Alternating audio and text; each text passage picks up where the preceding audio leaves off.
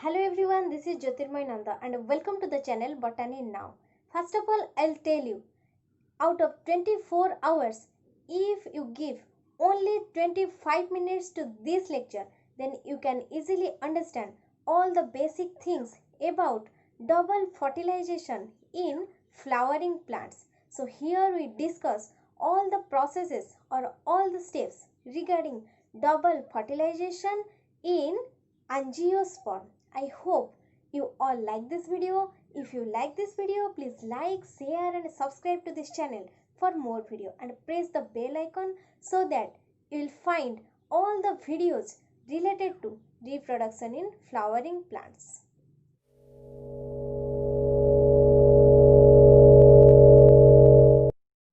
Here we talk about all the changes that occur during the fertilization, and also we discuss the process of double fertilization. Fertilization process was discovered and explained by Strasburger.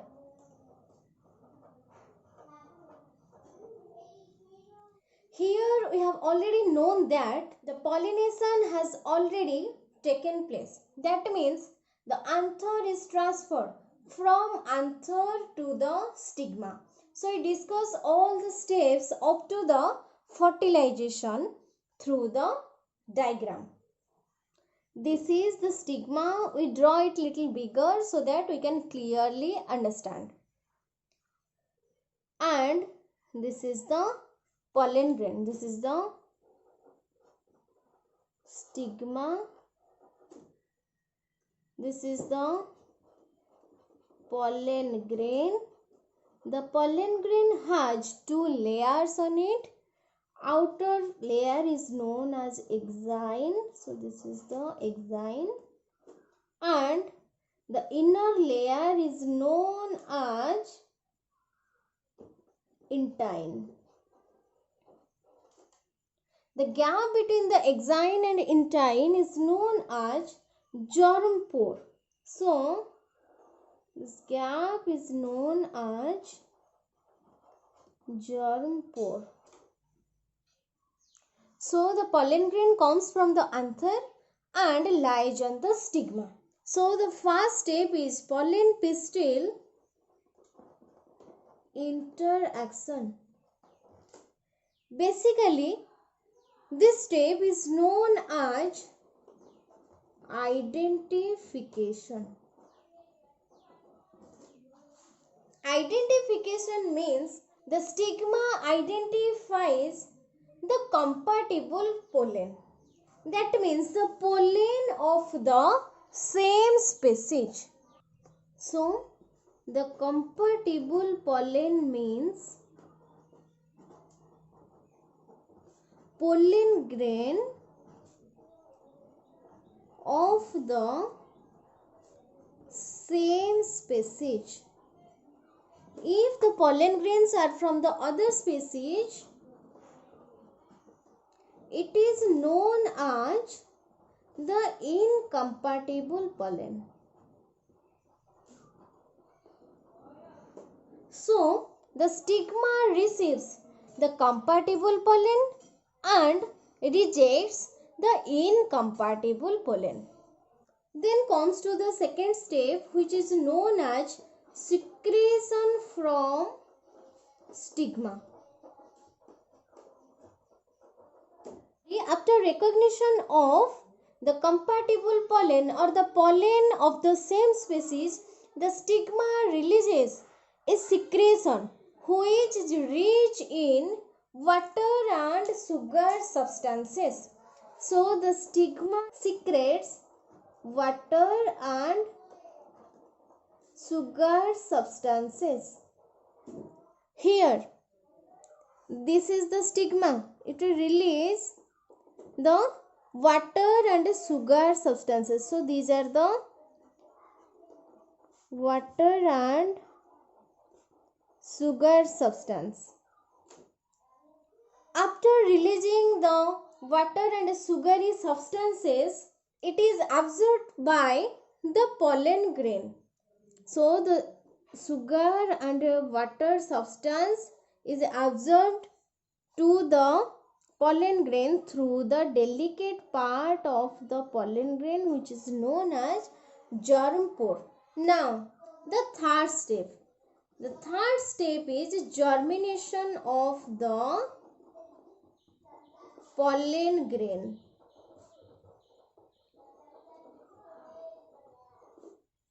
So, after absorption, this pollen grain becomes stretched, but not fully stretched. Why it is not fully stretched? Because the presence of outer hard covering known as the exine. Exine outer part रे रहिथिबारु pollen grain fully stretch हेइपारे नाही. We have already known that when the pollen grain is transferred to the stigma, it is at two-celled stage.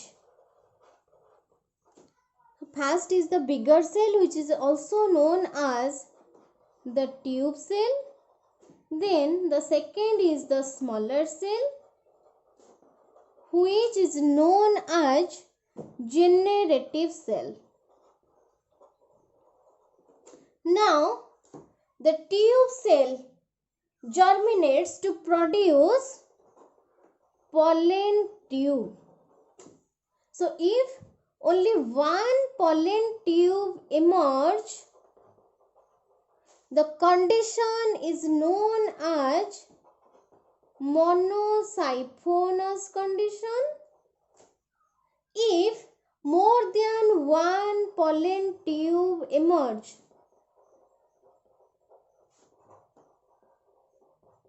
the condition is known as polysiphonous condition. Basically, only one pollen tube emerge, which is closer to the stigma. So, through the germ pore, the pollen tube is emerged. Only one pollen tube enters into the stigma through the germ pore, and the other pollen tubes are degenerated. Then the generative cell germinates and it divides by mitotic division. So, these generative cell undergo one mitotic division to produce two male gamete. So, these are the two male gamete, which is haploid. So, now through this germ pore, the pollen tube emerged. Now, the two male gamete along with some cytoplasmic content comes inside the pollen tube or comes to the tip of the pollen tube.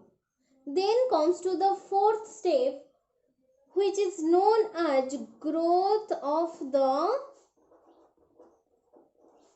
pollen tube through the style. Now, the style through which the growth of the pollen tube occurs, it may be hollow style or solid style. So, this is the hollow style. In case of hollow style, only the epidermal cell is present on the peripheral part of the style. So, these are the epidermal cell or epidermis. So, this is the pollen grain. This is the pollen tube. So, the pollen tube easily passes through the style and reaches on the ovule. But in case of solid style, this is the solid style. In this case, there is the presence of epidermis in the peripheral part. So, this is the epidermis. And in the central part, there is the presence of parenchymatous cell and conductive cell or the conductive tissue. So it is difficult for the pollen tube to pass through the style and reaches on the ovule. The epidermal cell, parenchyma cell and the conductive cell, as all these cells are compactly arranged or compactly packed inside the stigma, the pollen tube cannot easily pass through the stigma. So the pollen tubes, this is the pollen tube. This conductive tissue contains a spectic material which is the lubricating one. So it makes passage for the growth of the pollen tube. But when the pollen tube goes through this solid style, it has the chances of squeezing due to the presence of all these cells which are compactly packed inside the stigma. So this pollen tube forms a callose plug at the interval which prevent the backward flow of the content. Due to the presence of all these cells which are compactly packed, this pollen tube forms a callose plug at the interval. So this is the callose plug, and this callose plug prevent the backward flow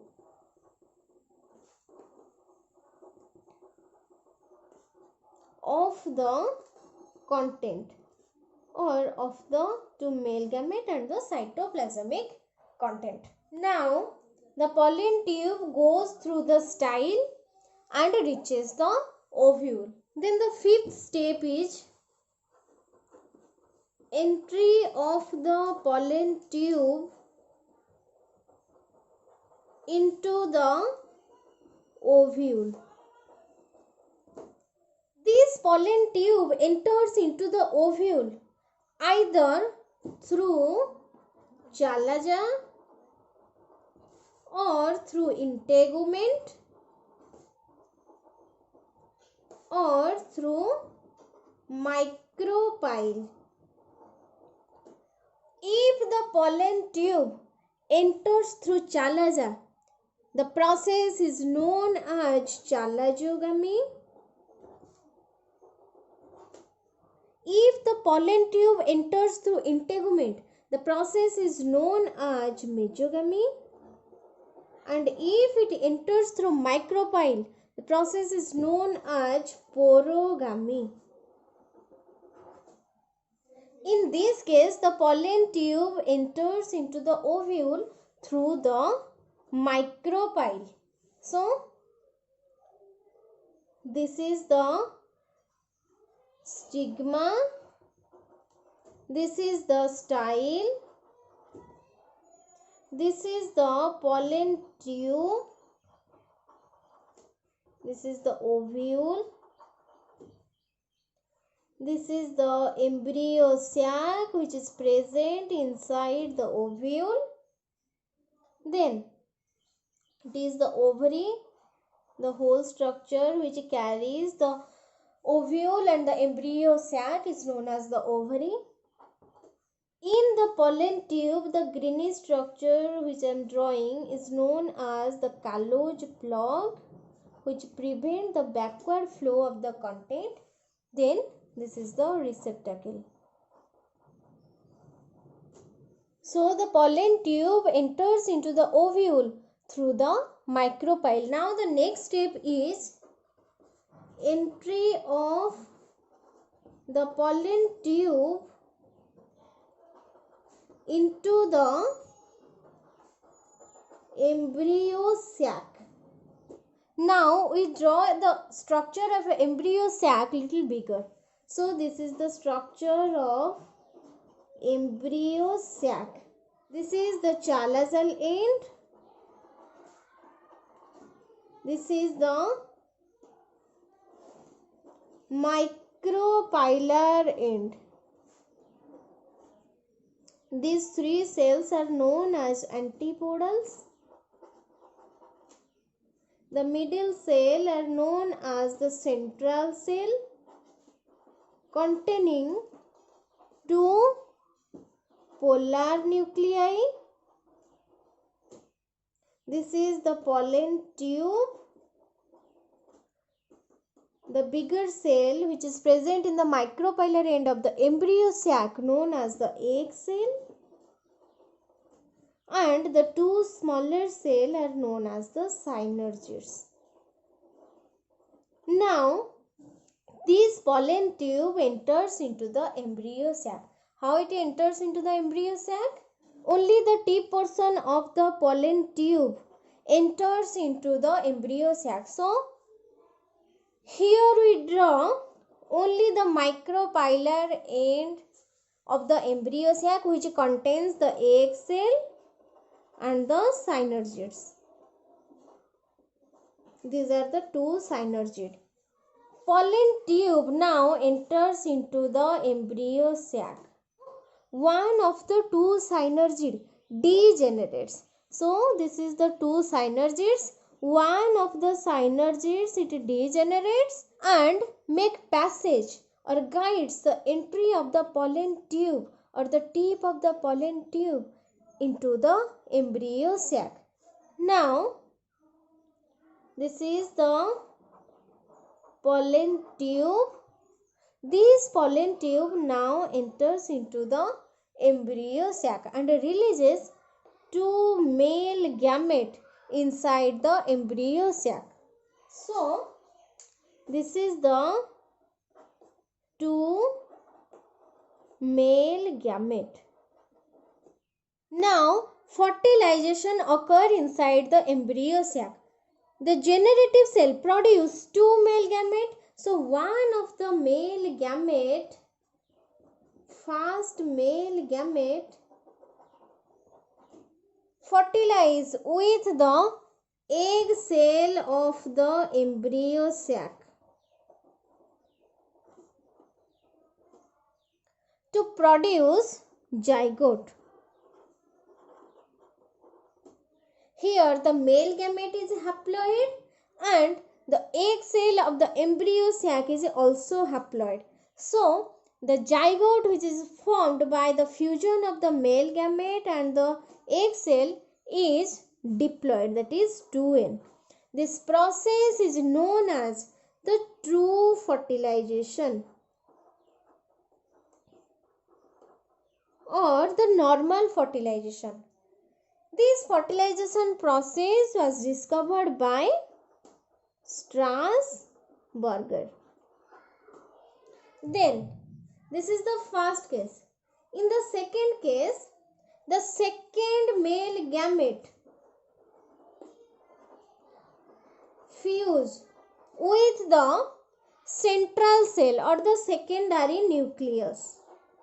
The central cell which contains the secondary nucleus, so it fuses with the secondary nucleus to produce the primary endosperm nucleus, which is also known as PEN. So the second male gamete is haploid and the secondary nucleus is diploid 2n. So it forms a triploid structure, that means the 3n. This process is known as triple fusion. As three haploid structure fuses to form a triploid structure, this process is known as triple fusion. Then, as the fertilization occurs twice inside the embryo sac, this process is known as double fertilization. जेहेतु embryo sac भितरे दिथर fertilization process होउची. First is the first male gamete fuse with the egg cell, then the second male gamete fuse with the secondary nucleus. So And inside the embryo sac, two fertilization process takes place. The process is known as double fertilization. And this double fertilization was discovered by S.G. Nowotny. This type of fertilization is also found in the species of Lilium and Fritillaria. এই দুইটা স্পেସିସ୍ रे lilium और fritillaria case रे double fertilisation हमें देखिବାକୁ पाइथाउ. So the steps which include the fertilization are: first is the pollen pistil interaction, then the secretion from the stigma, then the third is germination of the pollen grain, then the fourth is growth of the pollen tube through the style, then the fifth is entry of the pollen tube into the ovule, then the sixth is the entry of the pollen tube into the embryo. Answer of the question of the previous video is protogyny. That is, when the stigma matures earlier than the anther, the condition is called protogyny. When stigma matures earlier, it receives pollen grain from the anther of the other species, favoring cross pollination. So it is one of the adaptations of dichogamy. The ploidy status of the primary endosperm nucleus is: options are: first is haploid, the second is diploid, third triploid, and the fourth one is tetraploid. Dear students, please give the correct answer of this question after watching the full video. If you are not able to give the answer, I will give it in the next video. So these are all about the process of fertilization and double fertilization in angiosperm. Please take a screenshot of this slide. So in this video we discussed the double fertilization in flowering plants or angiosperm. As the fertilization process occurs twice inside the embryo sac of the ovule, the process is known as double fertilization, and it is common in case of the species like Fritillaria and Lilium. The PDF of all my slides will be available at the end of the unit. If you want to take the screenshot of this lecture clearly, you will also check my Facebook page Botany Now. So don't forget to like, share and subscribe to this channel for more video. In the next video, we'll go for the post-fertilization event in angiosperm.